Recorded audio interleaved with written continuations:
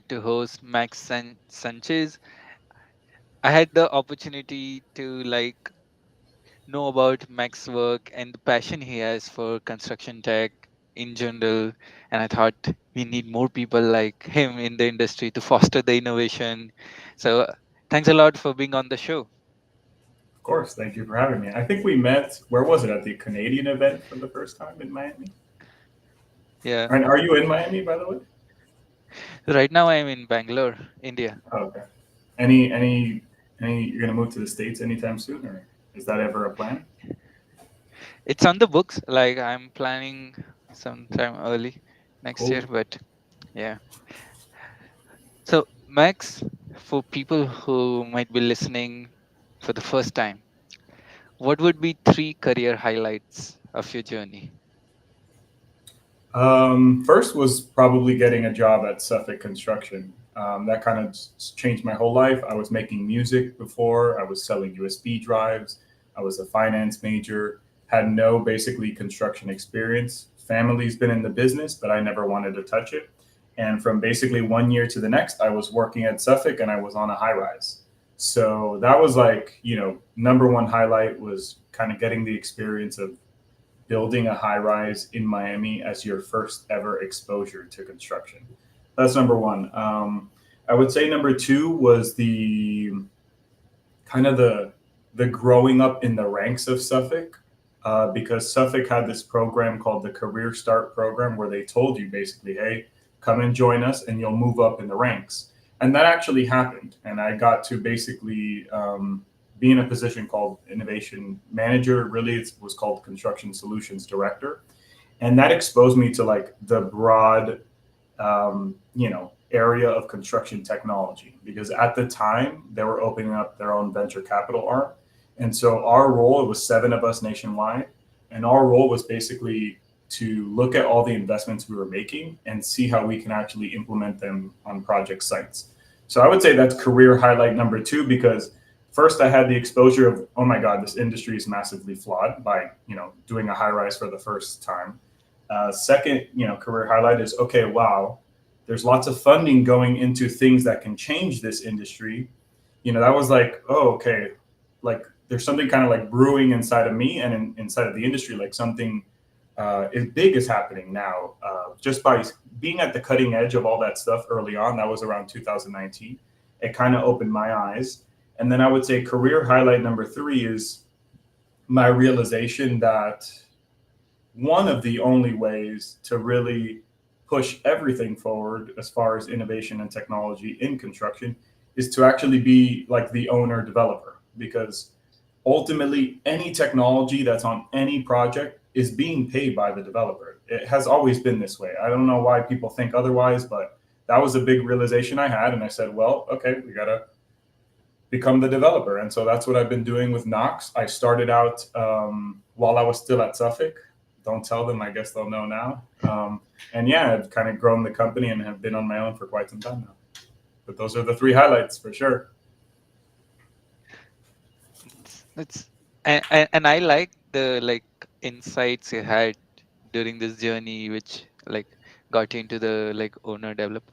So if I were to ask, let's say how operations of a technology native developer looks like what's how Say are that the again. processes like for a developer who is very pro technology compared to the traditional means, what is the technology native way of operating a developer firm? Yeah, so you're gonna love this because the moment I started actually like doing development deals and development projects, I realized, oh, this is a whole other area that needs innovation and change. But I would say, so what does like a tech developer look like? Um, I think the best way to explain it is to kind of walk you through the process of how you get to construction and then basically tell you where we've tried to plug in tech all along the way. So when I say like Knox is like a tech development, company, it's really more a company that's questioning every step of the way and just asking like, why are we doing things like this? Why is this normal? Is there a better way to do things? That's more when I say like we are innovative thinking. We're not just plugging in any technologies. If technology is not needed, we're not using it. And that thinking came from the construction days, right? Because I would do the same thing. Why are we doing this? How are we building? Why are we doing it like this? And so that's kind of what we do, right? So, but in a nutshell, let's say, all right, we look at a piece of land, right? Let's say we want to build 300 units in city of Miami. So we're looking at a parcel. There's already at that point already a bunch of different basically data sources that need to be tapped in order for you to understand if that parcel you can build 300 units on. What a normal typical developer would do is, okay, we've identified this piece of property. Let's hire a bunch of consultants, which would be architect, could be a master planning consultant, could be already a civil engineer, and pay them to basically analyze that property for you and tell you, sure, yeah, that's good, close on it or put it under contract, whatever it is.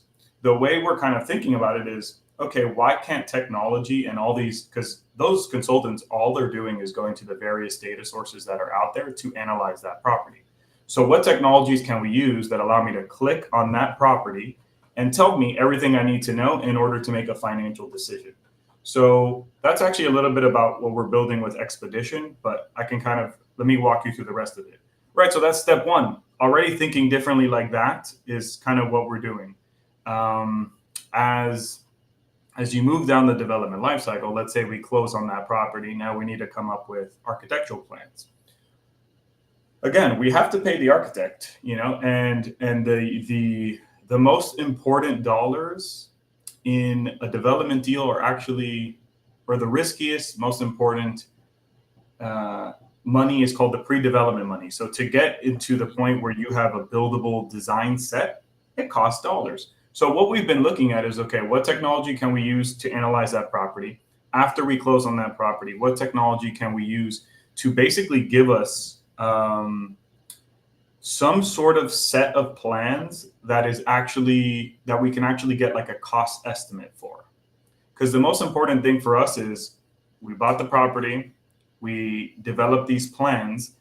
Those plans need to be good enough to approach a general contractor to get pricing in order to put like your whole financial budget together. Because when you're looking at that property initially, yeah, you have some idea of what you think the building costs are going to be, but you won't ultimately know that till that design is ready. So, what technology can we look at and find that actually produces these plans? And by the way, I haven't found any. So, this is this is just the thinking that we kind of go through Yeah. to get to a point where we can actually price out the project. And sometimes we'll GC our own jobs as well. So, anyways, there's that whole piece, right? There's this whole piece of like pre-development things that could be done a lot easier. And there's a lot of technology that is out there.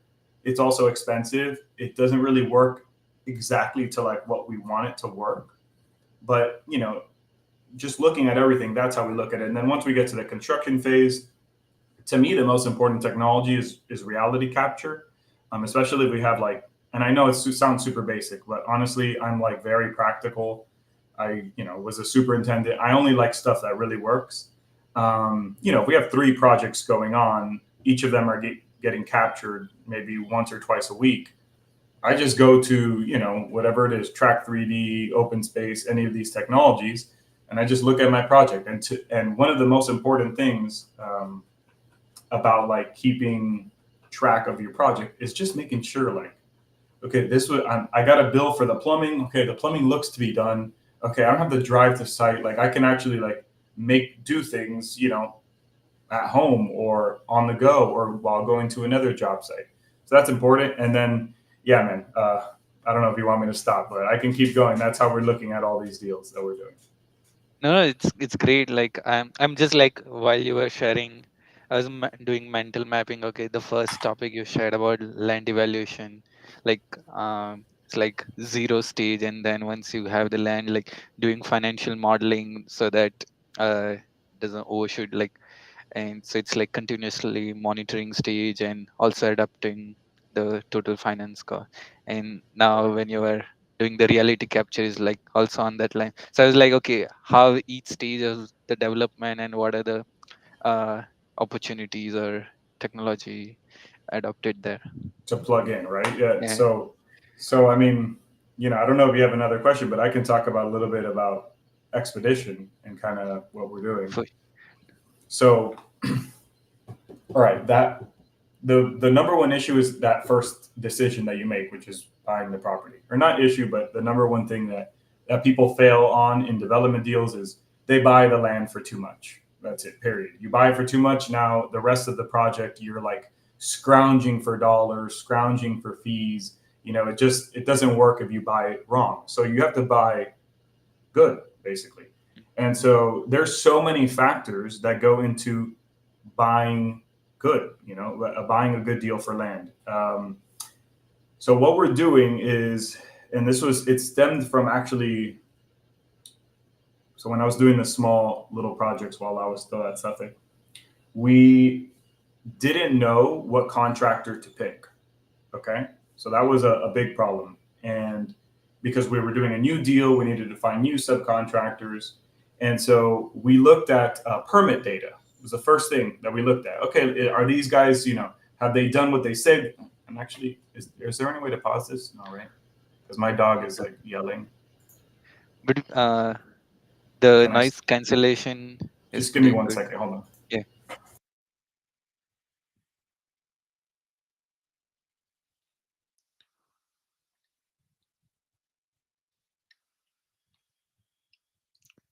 For people who are watching, if you have any questions, feel free to share it in the All comment. right, we're back. Yeah. All right. Okay, Okay. sorry about that. All right, so early on those smaller deals, we didn't know what contractor to pick, so we started looking at permit data.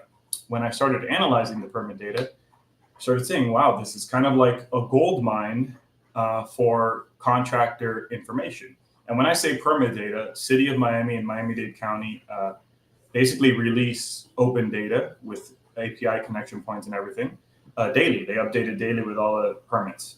So I thought, well, this seems like a really great opportunity because there is no other data source for building costs, for contractors, for approval times, and all these things. And so that was like, I saw that. I said, okay, that's interesting. How can we apply that all the way to before we even buy a property? And so what we're doing now. So I built it. It was a small dashboard. I didn't build it. I hired a company, but I was like, I scoped the whole thing out. I know almost. I don't speak. I don't do technical, but I can speak it already a little bit at this point. Which has been a great learning experience for me. So how can we? So what we built was just two dashboards to analyze contractors based on the project you choose. So dashboard one is you pick the project, new construction, whatever it is, and I can show you at some other time we can connect. And then dashboard two is okay. You chose this project, which was a multifamily new construction. Which contractors have done it before, and how long did they take? How long did their permit take to close, and how long did it take to get approved? So that's what we built. And then so now what we want to do is how can we translate that all the way to I'm looking at a piece of property. I know what maybe the building costs are. I know maybe what contractors to choose. I now know who's building in my area, okay? And I'm applying all the other data sources that I was talking about early on, not just the permit data. So that's kind of like what we're transitioning to make it to use that data early on in the land development process rather than we're already farther along. Now we need to pick what contractors. We want to already leverage that data to make decisions at the early development lifecycle stage. But yeah, that's what we're doing. I think it's pretty cool. I don't know what we're going to do with it one day, but for now we're using it as kind of like an internal tool. But maybe we ship it out to people one day. Who knows? That's I think like I really like the strategy. And Oh, can you go click on Expedition? I think it takes you to a Loom video now. I have to set it back up. Yeah. So if anyone's listening, just go to that video. It's a 7-minute video of me basically breaking down the entire. If a contractor can perform. There you go. I came across this problem. mm, So nice, interesting. So the goal for this is first like mature it internally and then have like scale it up? Yeah, we'll see. I'm talking to a couple of people that are very interested in doing something, which I know that there's opportunity here. Like just having permit data and analyzing contractors is beneficial. Mm, But because I've been doing these development deals now for quite some time, I'm saying this data should actually be helping you make decisions super early on, like not even just to pick contractors. Yeah, that's the final outcome. It produces like a PDF. Honestly, it barely works, but whatever. We okay. did something, and now we have a framework. We know where all the data is. We have some little algorithms that tell you if a contractor is good based on kind of my knowledge there. And yeah, we're going to do something with it. That's for sure. And I think it's super exciting. I don't think anyone else is at least leveraging technology to make better decisions. Mm, that's the reason I think like we need people like you who know what are the domain problems, and like okay, because like one of the thing I feel is a lot of construction companies or developer companies are sitting on data, but it's unstructured. So getting from that unstructured data to insights or for making better data driven decisions, there's so many things one has to develop to make it useful, else it's just data sitting in your hard drive. Yeah. What's good about us is that so most development companies, even bigger construction companies, they're all playing catch up. We started out like this. Like that's it. This is going to be how we're doing things moving forward, which I think kind of gives us a little bit of an advantage, against the big developers, against the big contractors. I see. And what are like very difficult problems to solve as a developer? Like you mentioned about the financial modeling, like project costs. Because there's so many uncertainties and factors that might be difficult. So, are there any other difficult problems which are unsolved? God, I can name so many. Um, Let me expand a little bit on the financial modeling part. So, something that would help me, and I have been looking for this, I don't think it's ever going to be available. So, over the years, I've developed like my own financial model for sale, townhome development, apartment development, whatever it is. It's the same model I use for any for sale deal. But every time we look at a piece of land, I have to change the model, change some assumptions, change the unit mix. And sometimes like the formulas go crazy. And honestly, it takes maybe like an hour or 2 hours every time I'm looking at a new deal and I need to update it in my performa. So it'd be cool to have a piece of technology that kind of like has your financial model, understands what you do. If I tell it, hey, this is the land, this is what we want to do, please update it. That'd be awesome. Honestly, it would save me a lot of time. So that's interesting. Um, and that's definitely a pain point. Another pain point is, and this depends, right? This is very market like driven, but I'll tell you just because it's my experience, it's Miami. It's just like finding a good site, man. Like Mm, people, and this goes back to what we're building with Expedition. Right now you have a couple sources. You have like LoopNet, you have Crexi, you have Zillow, you have Trulia, you have Redfin. These are the only places you're really going to see if there's land available listed for sale. Yeah, you have your like off market brokers that you work with, which we always do. They always send us stuff, but you need to be like constantly looking. And I'm talking like hourly basis, getting updates. This is available. This is available. This fits your parameters. This doesn't fit your parameters. And right now, there really isn't like a Zillow for like development. mm, Does that make sense? Like that doesn't really exist. So we have to be constantly looking. And then additionally, on top of that, whatever is listed for sale, you can barely reach the broker for sale. Like the person never answers. This might just be Miami. This is why. So just take that with a grain of salt. They never answer, and once you do put in an offer, you're competing with like 50 other offers because Miami's such a hot market. So so basically, that is a big pain point of like how can we find land for sale that fits our parameters that hopefully it doesn't need to be for sale. Actually, it should be off market so we don't have as many competitors as possible. And so, yeah, that's like another constant pain point that I'm like living right now. We have like the investors and the money, and it's like, oh my god, we can't even get a good deal. Like, how do we like, Mm. how do you secure these things? And so, just that is a pain point for sure. You can have all the money in the world, if you don't find the right deal, that's it. You're not going to do a development project. So that's definitely So, something to solve. That's why big developers have like acquisitions teams. Like they have one guy that just does that all day. So when somebody's like nimble like me, who kind of is doing everything, it'd be really helpful to have some sort of tool. nice. It's interesting, like you shared, because I was like, yesterday tinkering with, okay, there is a problem where, okay, how do you find the best office deals available in the zone? And then, okay, you can find through LoopNet and like what are the leads, but then how do you validate whether that per square foot area like rate is reasonable?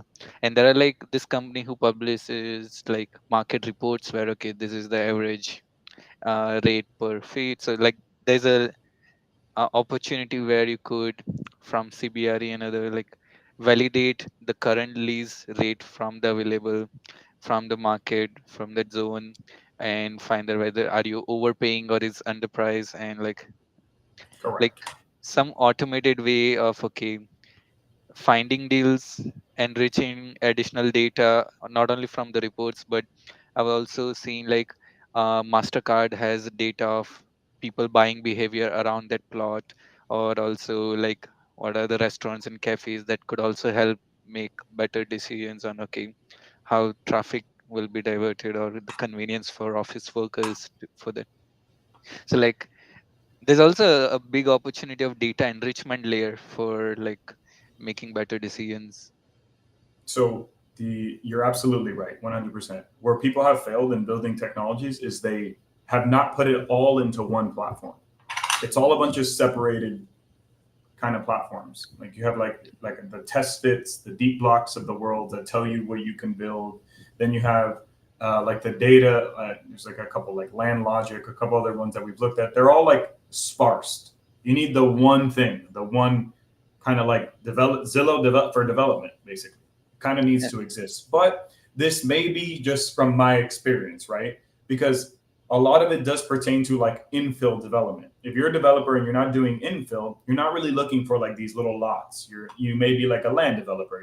You're mostly looking like, you know, in rural areas to convert agricultural to, residential via rezoning process. That's a totally different process. They're not doing, I mean, they're kind of following those steps that I was talking about earlier, but it's totally different. So it's a little bit niche what I'm talking about, but I'm sure any infill developer would want a tool that can source them those deals quick enough with the good data.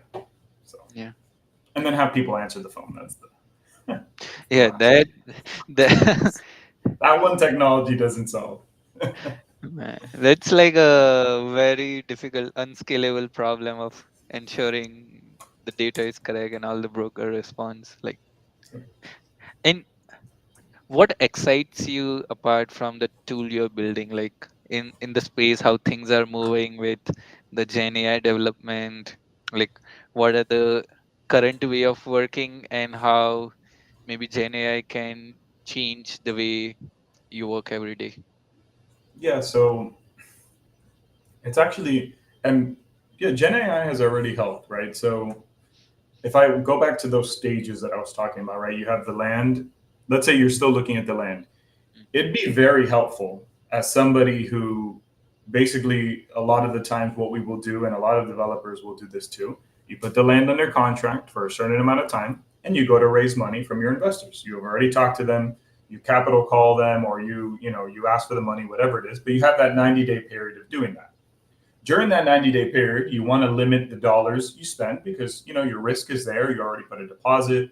You know, so what we want and what I've already done is you have some sort of Gen AI that can produce a pretty solid render. Renderings of possibly the inside, possibly the outside, based on what you want to build, and use that as leverage to your investors and to whoever else you're talking to, but at a minimal cost, right? And so if you take that a next step further, same thing, right? Let's say then you close on the land.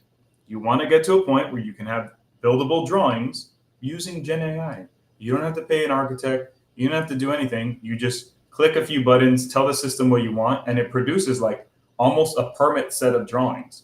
That's where we want to get to. That excites me like crazy. And not saying that architects are going to be gone, they'll always be involved, but you want to get to a point where you can almost have like a full drawing set without even engaging an architect. Like you need them for the stamp, and then you need them for some construction administration, and maybe to like, put in the finer details. But that definitely excites me for Gen AI, just being able to produce awesome renders. Renders sell, man. So Yeah, like in like the developer have the opportunity of like the whole vertical SaaS part, because right from finding a land till the handover, y- you're like the constant versus like all other party comes during a particular phase. So yeah, I'm just like, what are the systems one as a developer one could develop? Okay, one is after you analyze the plot, make a like proposal report for the investors where, okay, with the various renders, with the information, like, okay, few clicks, automate that. update the And pro forma. Remember, because you yeah, have to update it now for this new deal that you're looking at. Yep. Mm-hmm. yeah, I see. And then like, so various stages could have different workflow automations with Gen AI, where like find the best model for the typology of buildings you're doing, and then create various. And also there's also like, it's not that straightforward. You can't just have any random render and then like, okay, you Correct. promised this and then you did this boxy thing, like there is a That's why the architect is still needs to be somewhat involved, right? Because as a developer, yeah, I know a good amount of zoning code. I usually know most things, FAR, how much square footage we could build, setbacks, all these things. But like, I need that confirmed by somebody that is looking at the code even more, in depth than me. So we can't just rely solely on those renders. But we do want to get to a point where we have like a deal set up almost before having to pay an architect. And I've seen a couple posts about this online. Like that is what is useful. That is what would be useful right now, specifically for infill developers, like me. I see. And what about the contractor phase? Like, have you seen like more adoption of Gen AI? Like, it requires a lot of also project management coordination as well as like hands-on work on site. What do you mean the contractor fees? Like, uh, how have you seen like contractor adopting Gen AI in their workflows? And when you say Gen AI, you mean like design Gen AI, right? Like, could Or be even design like or that. generating projects, construction schedule, or I haven't seen that. Shit, if something could generate a construction schedule, let me know what tool that is. That'd be really cool. If there is one that exists, let me know. I'll yeah. write it down right now. That's actually would be super cool and useful. Yeah, I've seen a one like very academic research paper where you have like a chat GPT prompt and describe various, it generates like a Gantt chart and project schedule, but it's like, it's very theoretical. Like real world has a lot of constraints of like Sure. making with. Yeah, but you know where that's important, right? In the initial, all the way at the beginning. In that investor package, yeah, you want some sort of construction schedule. As long as it looks kind of good and you usually as a developer, I mean, at least I know because I build too. Like, okay, this is going to take 10 months to build this home. So, hey, ChatGPT or whatever system, generate, a feasible 10-month schedule. And if it looks decent, like we'll put it in the package. It's Mm, we're not going to sign an agreement that holds us to whatever package that was. It's just something to present and show. So that would be pretty useful, actually. But I haven't seen a contractor use that. I mean, if yeah. they are, that'd be interesting for sure. Maybe like after the call, I would like to share that prompt which Yeah, can do it for generate. sure. I'd Yeah, love to yeah, check it out. yeah. Amazing. And what are the lessons you learned the hard way in this field? Oh man, um, um, deals take a long time in real estate. Everything takes forever. Honestly, I think I've heard of like there's like a couple sayings like real estate where everything takes forever. So, one thing that we didn't account for was, kind of starting the business and just thinking, okay, everything's going to start flowing right now. no, these things deals take a year. There's a couple deals that I've been working on, honestly, 2 or 3 years, and they haven't even broken ground. Land is still under contract, so these things take a long time because it's such a what you're doing as a developer is a lot. I don't like people don't really understand sometimes what we do, but it's like a lot, dude. You're raising money, you're analyzing drawings, you're finding land, you're calling people, you're making those brokers answer. Then you're dealing with the architect, you're dealing with your land use attorney, you're dealing with your general counsel, you're dealing with the investors, the LLCs that need to be formed. All these things are like take so long. So that's I would say that is one thing I learned the hard way. If anybody's ever listening, and they want to become a developer, just know these things take some time and deals take a while. But the beauty of it is once they happen, they happen. I would even say this is a good story. My uncle was a developer. He's been working on the same deal for 13 years. Whoa, 13, okay? 13, one more time. So these things take damn. a while. He does the land development stuff, what I was talking about, the rule, so that takes longer. But yeah, 13 years. These things take a while. That's one thing I learned the hard way. I would say man,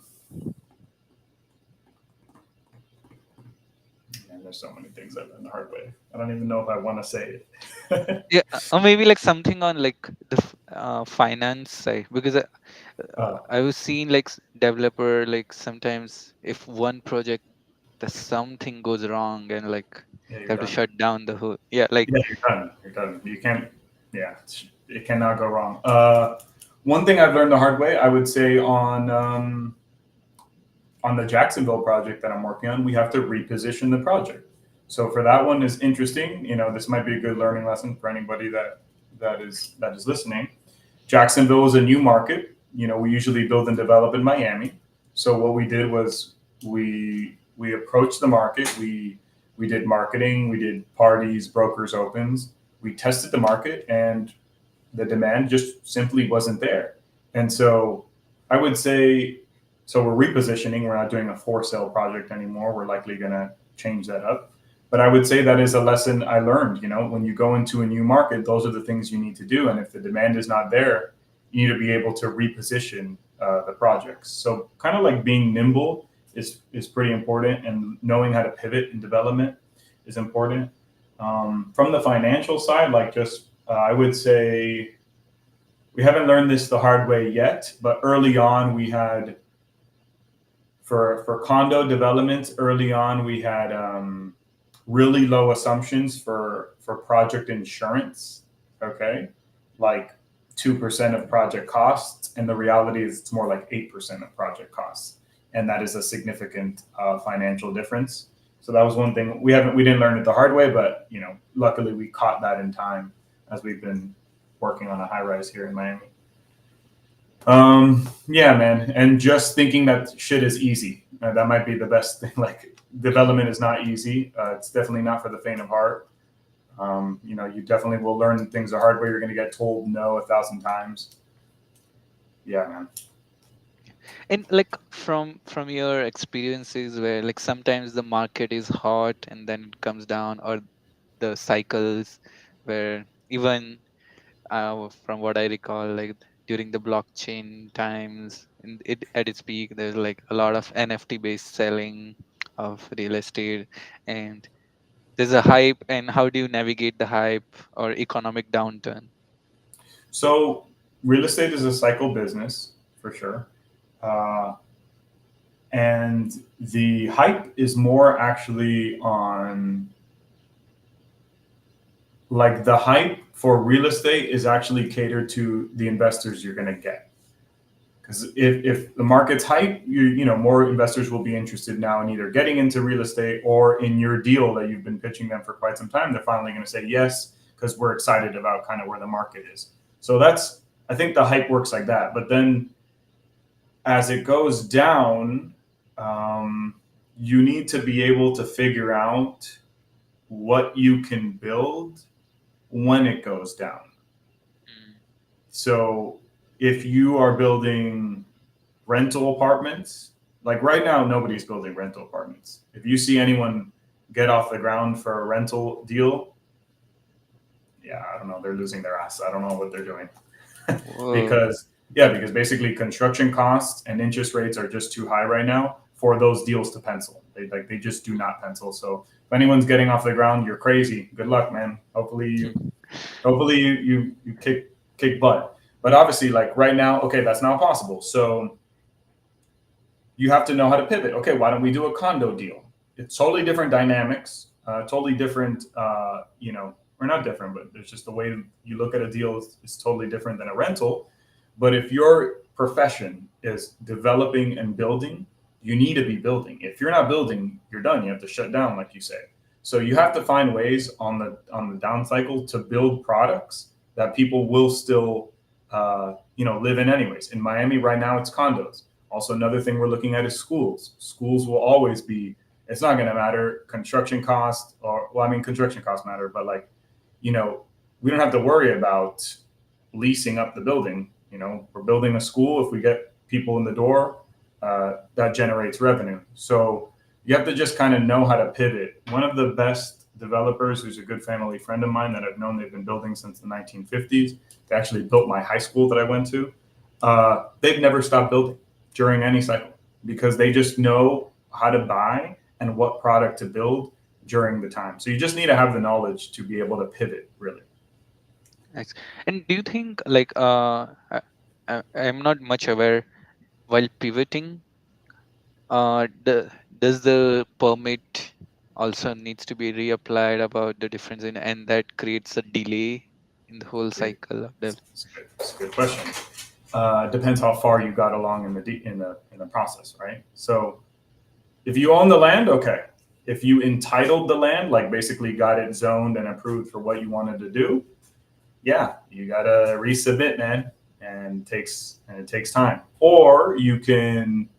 That's a good question. You can do. See, that's why you need. So these are the things that are important early on is having like a good land use attorney for when you submit any like let's say I bought a property that's whatever, I'm just going to make a random example, agricultural, and I'm converting it to residential. In that submission, okay, in that application to get it converted to rezone it, you want your land use attorney to keep your options open. Hey, that we can do a hotel here, we can do apartments, and we can do something else. So we are rezoning it to be able to do all these three things. And so that's where you can like really get screwed if you don't submit an application correctly for some be able to do some sort of pivot. You may be in trouble. But yeah, if you're already at building permit, you got to totally restart. I'm talking more about like pivoting before you even started a project. Like, okay, we are rental apartment builders. Rentals don't pencil. We either need to leave the city and go find land cheaper somewhere else or build a different product. That's kind of the mentality you need to have during these cycles because honestly, real estate is totally a cycle business. Don't let anyone tell you otherwise. Like it's just about the cycles and timing them. And if you can time them right, you kick ass. I see.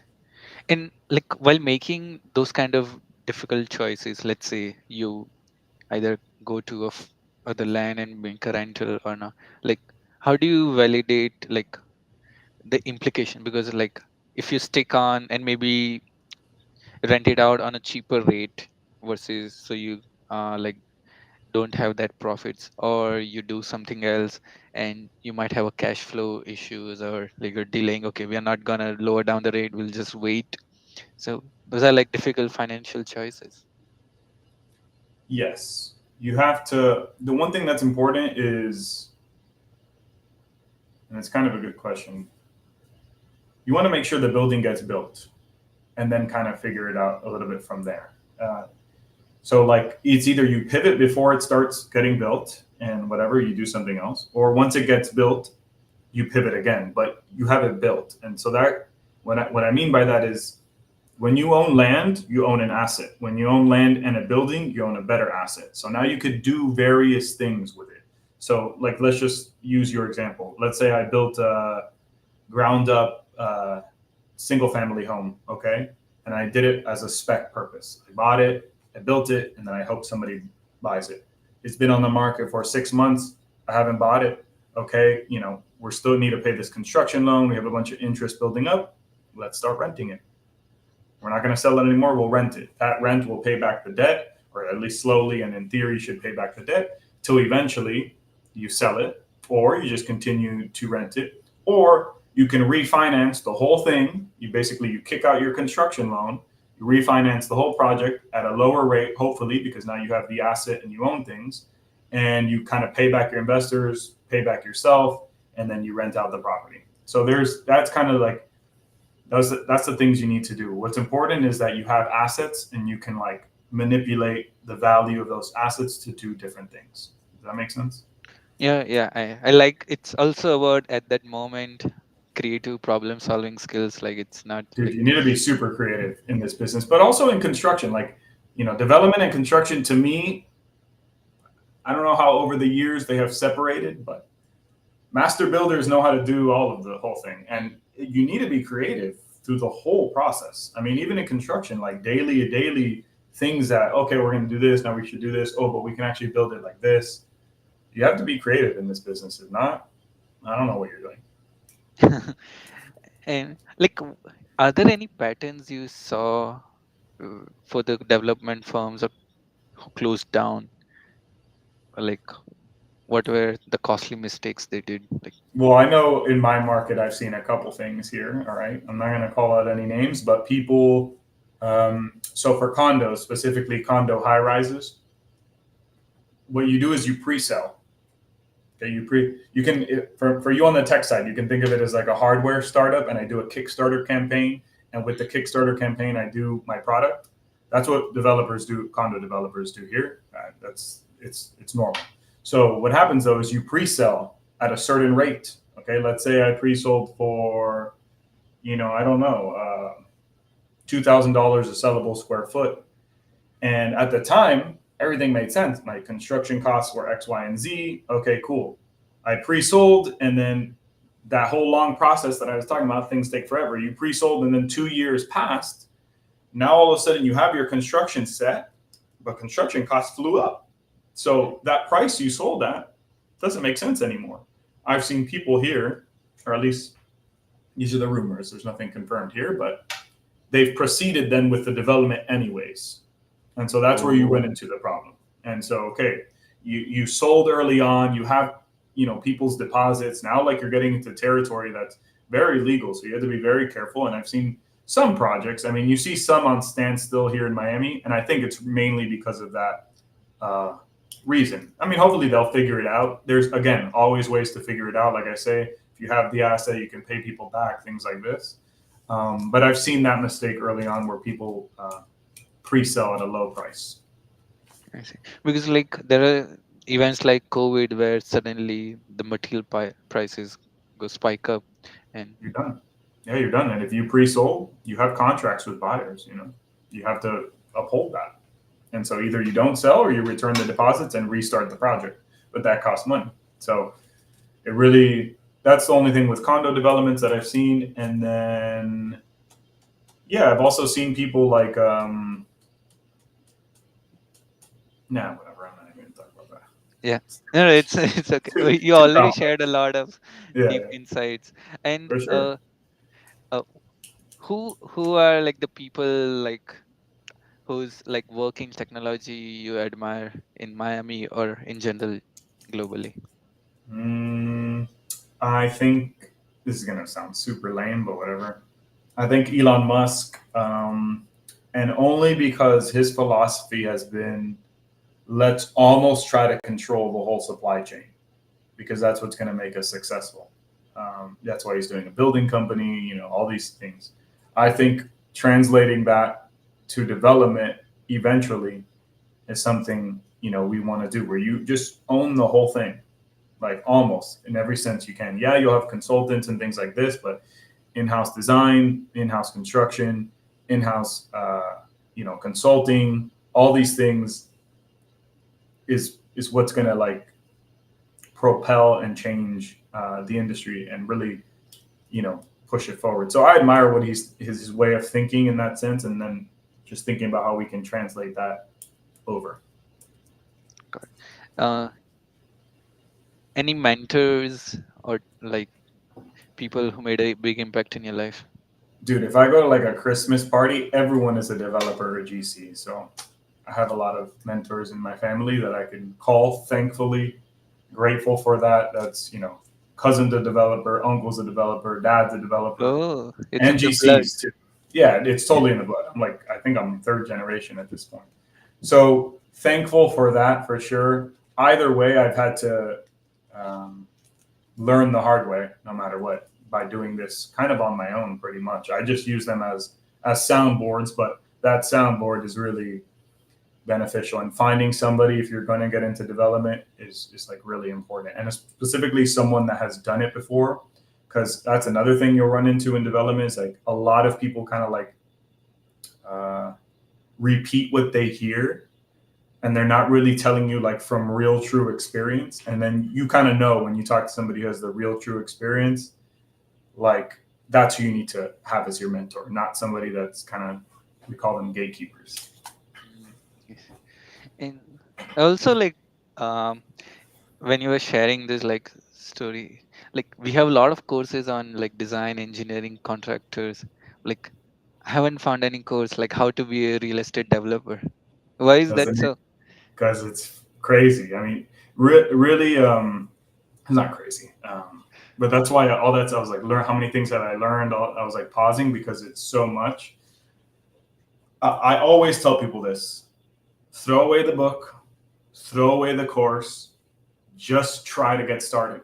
Find a piece of land, put it under contract, risk some of your money. I did that for my first few deals. Like I invested in managed construction on the first deals. Like you just kind of have to take the risk and you'll learn all the things along the way. Oh, now we need to do this. Oh, we need an attorney for this. Oh, wow, we need to create a separate LLC for our investors. Like all these things, I learned like just kind of moving. And no one's going to tell you because the book would be too long. It's too long. Actually, me and my friend were like trying to think about writing a book, and it's like, dude, there's so much and it all changes, and it's a very organic industry. It's super organic. Like a phone call makes shit move. Emails don't really do anything. So yeah, you got to just do. That's my advice always. And also some things takes time, like your like the context you develop and with the contractors, with the various trade people, like like if you give up in first 2 years, like the third year is where you were Yeah, where waiting, it's all where gonna all, hit. yeah, yeah. So it's also a patience game. Yeah. For sure. And sometimes people, won't even like in that cycle, they'll just say, I'm good. I don't want to, we're not even going to touch real estate for now and wait till kind of the cycles go back up. But I think you should always be building. If you're waiting for the right time to build, you never will. Yeah. This might be a bit off question. Like when let's say your few properties are going very well, do you like think like developers might fall into the greed trap where okay, let's do more and more, like, or it's So you just like kind of like always want to be building though, just for tax purposes, depreciation. You always want to be uh, owning assets. So I don't think it's a fact. I don't think it's a matter of getting greedy. I think it's a matter of, okay, your first three projects went well. Let's go do like five big projects. Let's personally guarantee every single loan. And then now, like, oh my God, you're kind of like terrified because if one of them goes wrong, all those assets that you own, the bank's going to come after you or the lender's going to come after you. So it's really like about appetite for risk. mm, yeah, I don't think it's them being greedy. It's just like, oh well, we're good. Like we haven't failed yet. Let's. So you do have to be careful, but also I admire the big risk taking. So nice. Yeah, like I meant on the side, let's say you're adding two more lands every year and you're growing organic, and suddenly you get very aggressive. Like things are working fine, you get so many. So like at some point your projects fall beyond your control. Like you you have more on your plate. you have to grow your organization. Listen, this I do not know yet. Hopefully, I do get to that position that you're talking about. But yeah, you would have Yeah, to grow your organization yeah. Scaling is and also pick a the big right challenge. people. Yeah, Yeah, and the right partners. And every deal usually has different partners on it. So just making sure that, it really actually comes down to, and this is one of the things I learned early on, is like those legal agreements for your development projects, for all the partners involved, like they really need to say everything. if this happens, you guys are going to do this. This is a major decision that needs everyone's, approval, and just following, the rules. I've always been like that in my career. Subs used to hate me in construction because I used to say, dude, your contract says this. Why aren't you doing it? Oh, that's just a contract. That No, man. You legal documents. If you go by them and you do everything right, usually things don't go wrong. It's when people kind of like try to sway away from the thing they agree to. That's when the problems arise. So just making sure like your legal structures are good, your partners are good as you expand. That's what we're gonna do. Got it. I see. And what are like some conference or events you recommend? This is super plug my own event. So we do, in Miami, we do what we call Prop Tech Nights. Oh, It's in partnership with the Venture Cafe, which is a pretty big global organization. I don't know if you ever came to any events down here when you came, but they're awesome. We're hosting 4 of them a year, and it's basically an opportunity for any real estate technology or construction technology company to go either sponsor the event. We'll give you an opportunity to speak or pitch in front of investors, or just go and meet. I mean, there's like lots of investors that go to these types of events. There's also people that are building technology and want to get inspired. So we kind of aggregate everybody together. And so if you're just interested in the business, come on down. Our next one is October 10th. So that one's cool. I've also heard great things about Blueprint in Vegas. I know the guys, they're from Miami that originally started it. So that's awesome. I would highly recommend anyone goes to that. And yeah, for events, yeah, that's it. Nice. And Max, you gave an impression who are like open to adopt or test new technology in the projects. So what kind of like founders or people or collaborators should reach out to you? Anyone that's solving that first problem of generating, drawings without having to pay the architect good drawings. And I've had a couple of people reach out, and I'm working with some of them who can do like clash-free, models and clash-free drawings. I think early on, all that stuff is important. And then, yeah, to me, that's what I'm looking for. Technology that's in that pre-development phase. Also, I'm also looking for this. I don't know why no one has built this, and maybe I'm ignorant and haven't found it, but just something that manages that entire development life cycle, that from the beginning all the way to the end. I don't think anyone's there. Like you have like Ingenious, right? Who I've met with Nick. He's a cool guy. Um, they're like, okay, you start kind of like at construction. I want something all the way early on. So right now we use Dropbox to manage that process right there, that whole thing up to get to construction. So, I think there's Jet Build. I've spoken to Adam. I got to talk to him again. I think like North Spire is another one. I haven't spoken to them, but just something that does the whole life cycle, like all the way from those LLCs with your investors all the way to the end. Not sure if anything like that exists, but hey, if you have that technology, please reach out. Amazing. Yeah, I forgot to ask, what's your take on modular construction and technology or prefab? Dude, there's a reason why it doesn't work, right? There's a reason why it hasn't evolved. So let me just give you the super practical lowdown. This is the real take on it, okay? I want to build a single family home, okay? I want to build let's say, luxury Toll Brothers, Lennar-esque, and those aren't the best companies, but they're the known home builders in the US, with high quality, great finishes, okay? Awesome, looks amazing. That's going to cost me on the high side, on the super high side, $120 a sellable square foot. Okay, this is super high side. You walk in and the thing is pure luxury. Okay, modular is not luxury. Everything is kind of like really clanky and junky, and it's about the same price. That's it.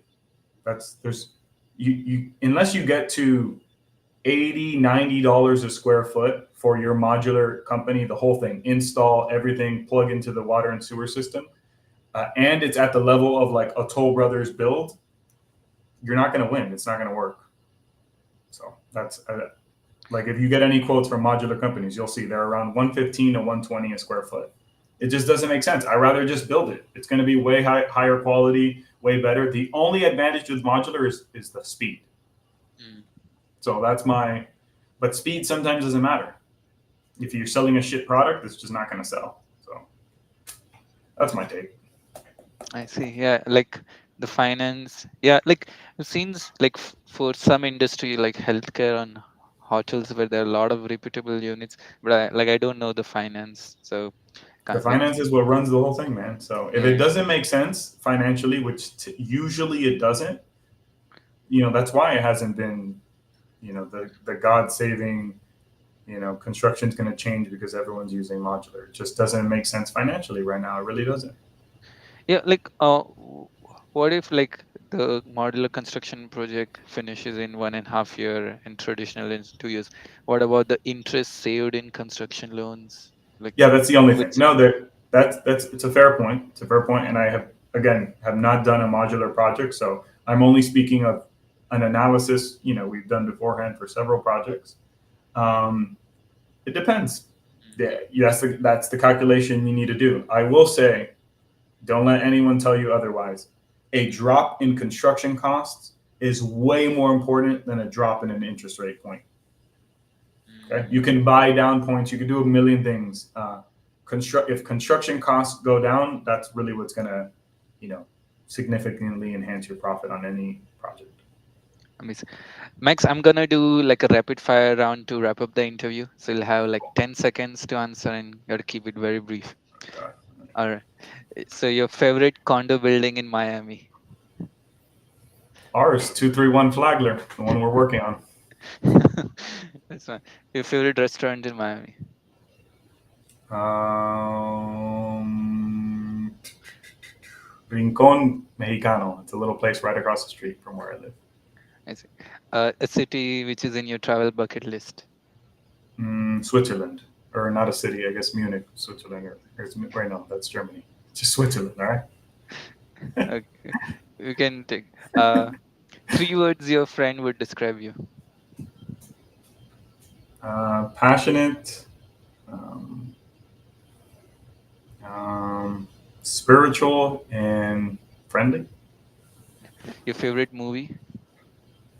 The Dark Knight. I see. And your favorite architect, if you have any. Mm, yeah, I like the Arc and Engels group. I think they've done some interesting stuff. I see. An advice to your 19-year-old self. Mm, get into construction earlier on. I see. Is there anything which we didn't cover in this interview and you'd like to end on that note? I mean, really, I want to talk to you more. So I don't know if you want to just take it offline, but I want to just kind of see what you've been working on. I do like, again, I have the domain expertise for a lot of things. But when you work with somebody that's technical and like talk to them and brainstorm about things, then what's possible actually becomes kind of a reality. So I think we should have a couple more conversations. I like that you've been posting like code, like and showing it. I think all that stuff is super cool because I don't know anything about it, so I'm intrigued. But no, yeah, Amazing.